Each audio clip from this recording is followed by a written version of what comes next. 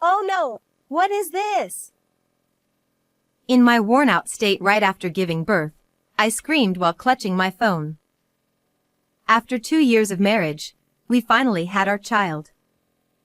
I had eagerly awaited celebrating the birth with my beloved husband. However, he vanished without a trace just before the delivery. Even when the labor started, I couldn't reach him, and he never showed up at the hospital, even after our daughter let out her first cry. To make matters worse, I received a message from him saying, "I'm tired of living. Please, don't do anything rash." All I could do was pray for his safety, but my husband never returned. And then, 25 years later, I would come to learn the truth in an unexpected way. I, Kathy, got married at 26. My husband, Steve, was 28. We sometimes argued, but that was proof that we were doing well as a couple. We clashed because we cared about each other, and at least I believed that we were supporting each other well. However, 2 years after our marriage, our relationship began to take a turn for the worse. "Hey, these shoes weren't here before, right? Did you buy something new again?" Steve replied. So what? It's my money. I can do what I want with it. "You say that, but you've already spent quite a bit." When I pointed out the new brand name shoes at the entrance, Steve frowned in annoyance and turned away. In truth, Steve had always been a bit loose with money since we started dating. After we got married, we agreed that I would manage all the bank accounts because leaving it to him meant we never had any savings. Despite this, at that time, brand name shoes and sneakers were increasing in our house. When I asked where the money was coming from, he would always evade, saying things like, "I made it from stocks," or "I won at the slot machines." I was worried he might be borrowing from somewhere, but I couldn't confront him strongly. Alongside the growing collection of brand name items, there was another thing that bothered me. Steve muttered in a low voice. You're always restricting me.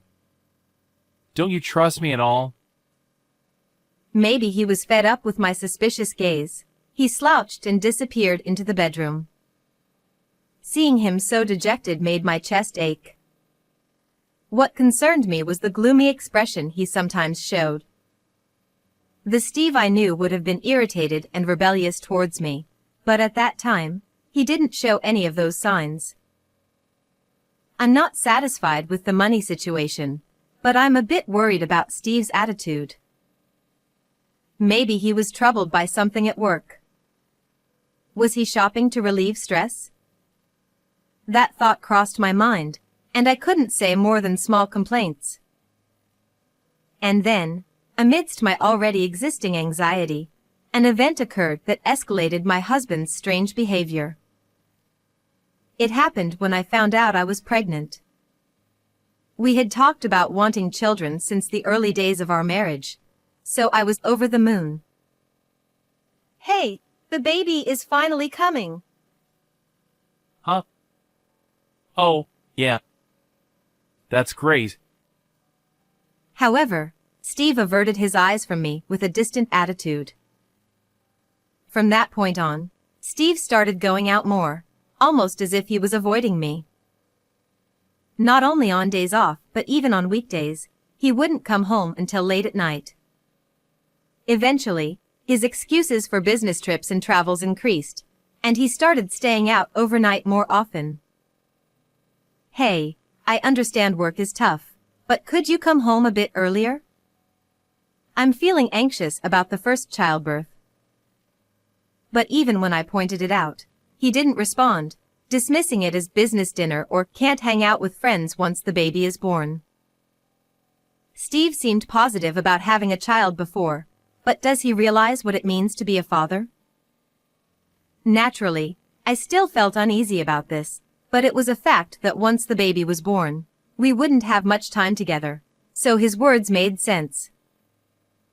Above all, I was concerned about Steve's persistently gloomy mood, but without confronting him directly, I could only observe quietly. However, delaying addressing the issue was a mistake. As the due date approached, an incident finally occurred. It was late at night on a day when I was in my last month of pregnancy, and I was asleep.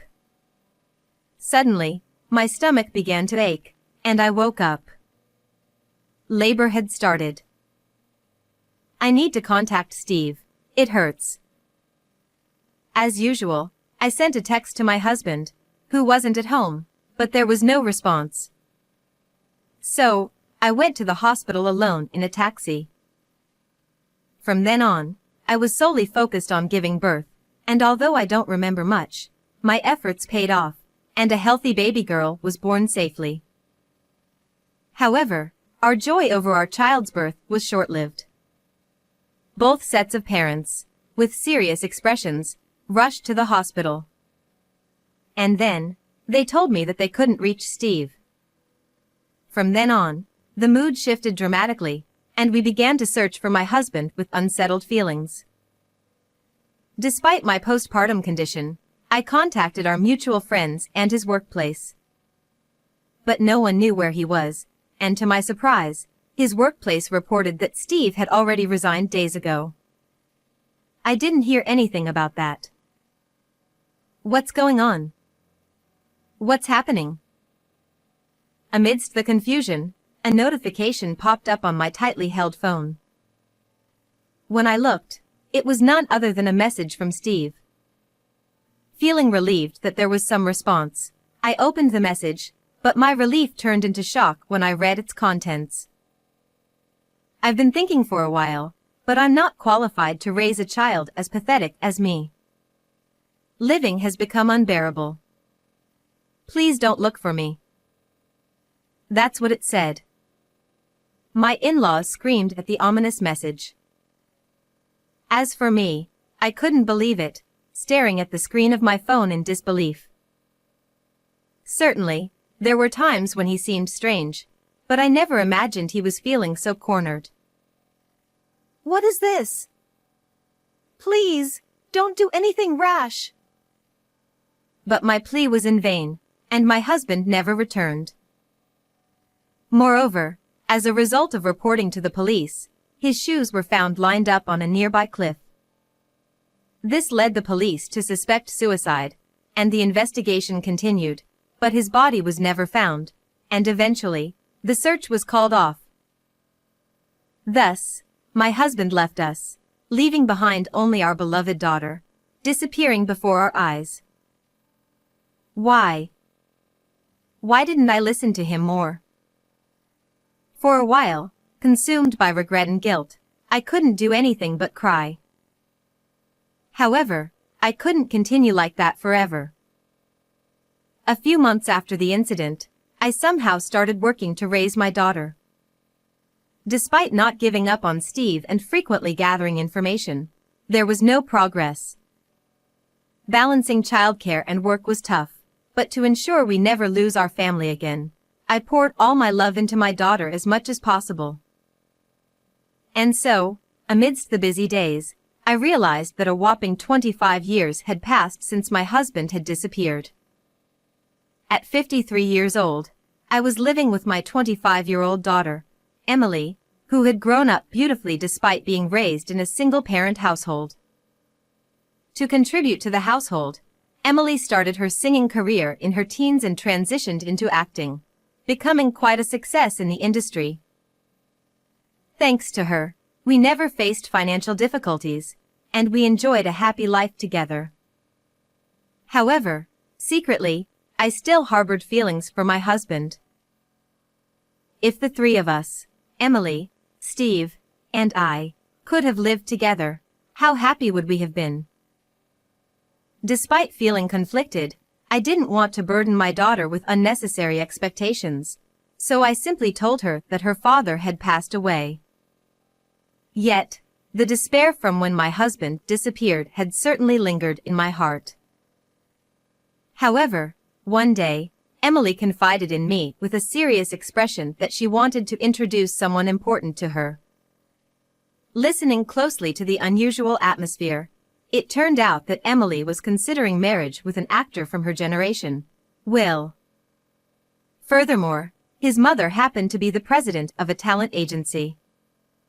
While I couldn't deny feeling surprised, I enthusiastically nodded along with my daughter's earnest words. If he's the one you've chosen, I'll support you. No matter who he is. Given that she was a celebrity marrying an actor, I could easily anticipate the public's reaction and the challenges ahead. Nonetheless, after what happened with my husband, I had firmly resolved to stand by my daughter no matter what. Moreover, there was no reason to oppose her marriage, especially considering how excitedly she shared the news despite her nervousness. Relieved by my response, Emily showed me a photo of his family on her phone and expressed her desire for us to meet. However, at that moment, Is this? I gasped as I looked at the photo that had caught my eye. And the unbelievable scene captured in that photo would drastically change my life. 2 weeks later, I was heading to the meeting place with Emily for the introduction. We were both probably wearing more stern expressions than usual.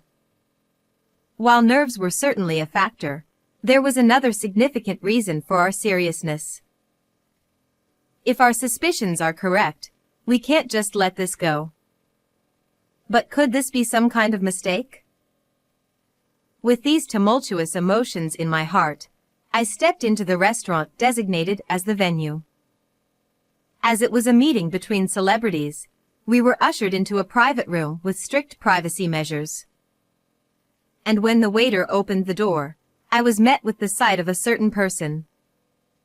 At that moment, the complex emotions that had been building up inside me overflowed from my heart. So, you were alive after all. I couldn't help but exclaim loudly, and both Will, Emily's boyfriend, and his mother, looked at me in surprise. However, the most shocked of all was the man who stood there, Will's father. Though his hairstyle, beard, physique, and clothing had changed, there was no mistaking it for me, his wife. I'll need an explanation for this. From you. With anger in my voice, Will and his mother stared a hole through Steve, my husband. As it turned out, the father of Emily's boyfriend, as seen in the family photo she showed me, was none other than my husband, who had disappeared from my life before. While it was a relief to know he was alive, the idea of him being the father of my daughter's fiancé was beyond coincidence. Initially, I considered the possibility of a striking resemblance to someone else, but it seemed my eyes were correct. However, it appeared Steve was intending to play dumb. Well, who are you? What's this about? You're being rude out of nowhere. But his eyes were shifting, and beads of sweat streamed down his forehead. His evident discomfort undeniably confirmed his identity as my husband. It's useless trying to deny it. You can't fool me anymore. I confronted him, my tone growing stronger involuntarily. May I have a little explanation, please?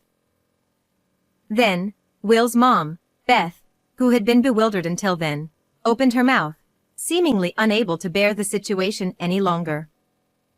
Though she seemed shocked and struggling to grasp the situation, her calm inquiry revealed her professionalism as the president of a major talent agency.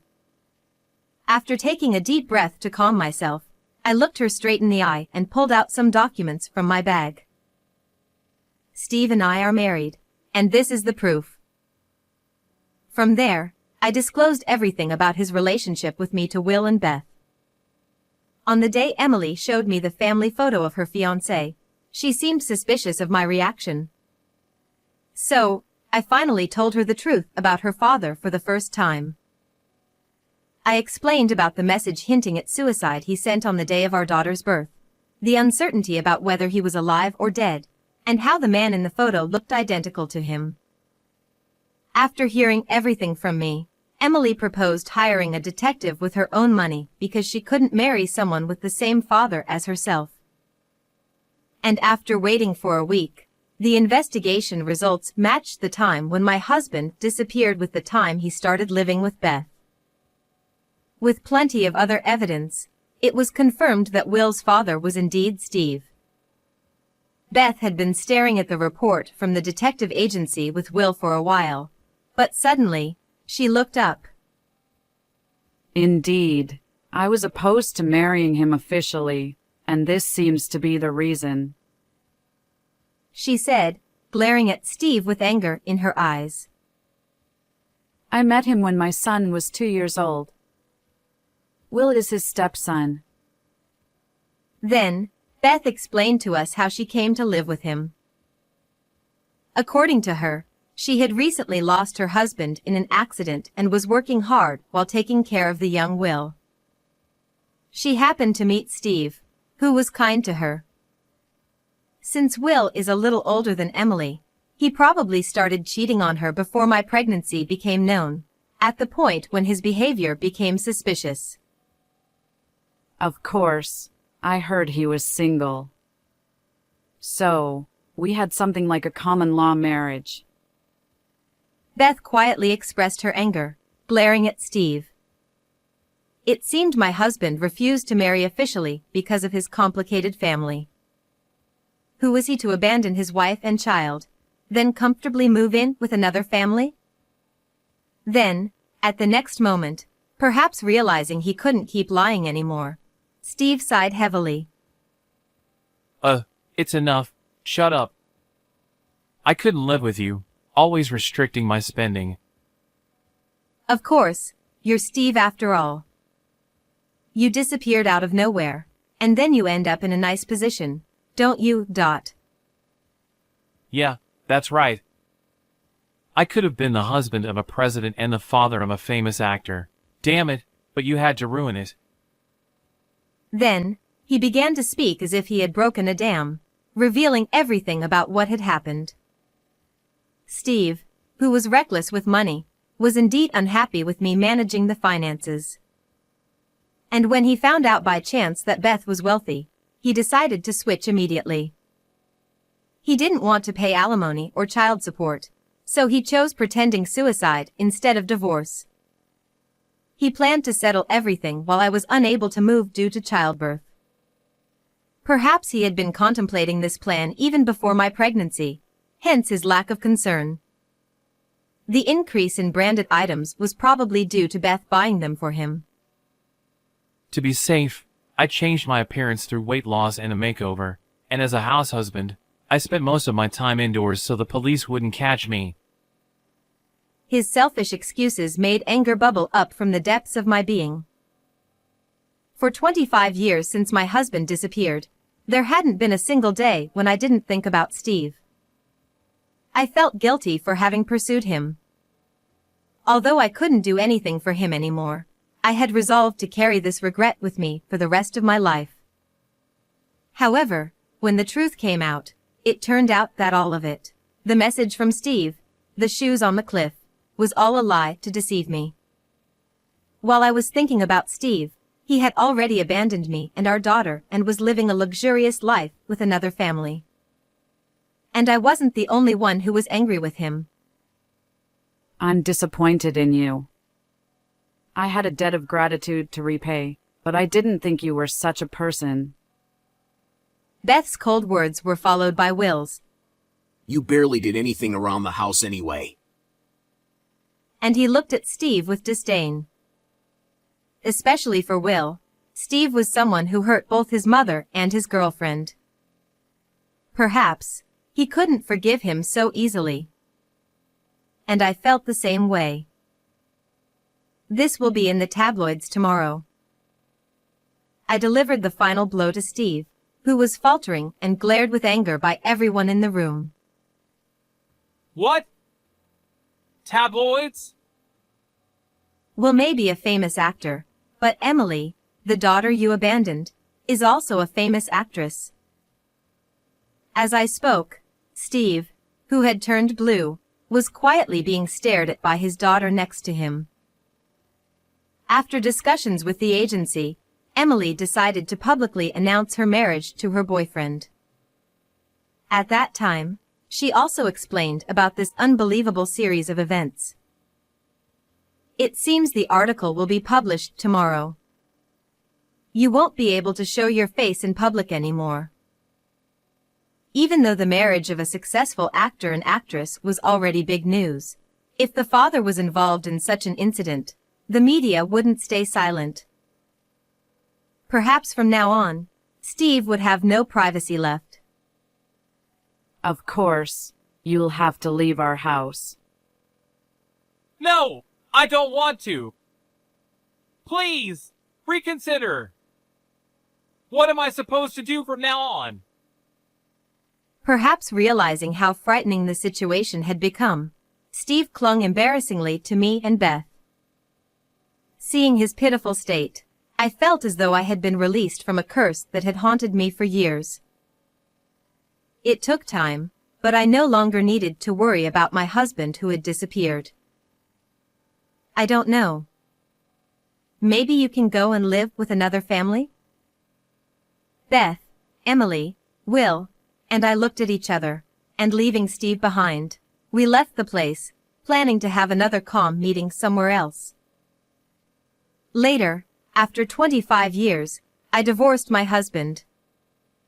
Since the announcement of my daughter's engagement, Steve has been quickly identified by her and Will's fans. Now he's being chased by tabloids and can't walk around town.